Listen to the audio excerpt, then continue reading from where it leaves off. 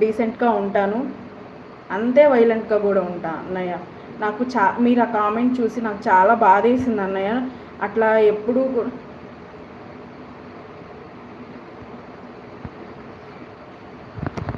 ఇప్పుడు bad comments పెడితే ఒక లెక్కలో మనకే, ఎందుకంటే మనకు వాచ్ అవర్ వస్తుంది, అంతా బాగానే ఉంటుంది, అర్థమవుతుందా? పెట్టుకుంటే పెట్టుకొని ఆ కామెంట్స్ స్కిప్ చేసి పక్కకు వెళ్ళడమే. ఆ కామెంట్స్ మనం చదవకూడదు. ఎవడైనా కోన్గిస్కా గొట్టం పెట్టుకుంటే పెట్టుకొని వాడి ఎదవనుకొని నేను వదిలేస్తా.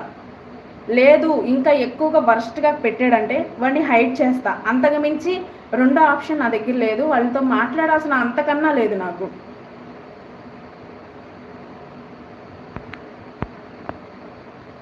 అట్లా ఉంటుంది, అట్లా ఉండిద్ది. నేను బ్యాడ్ కామెంట్స్ సో నాకు కనిపిస్తే నేను వాటిని స్కిప్ చేస్తా.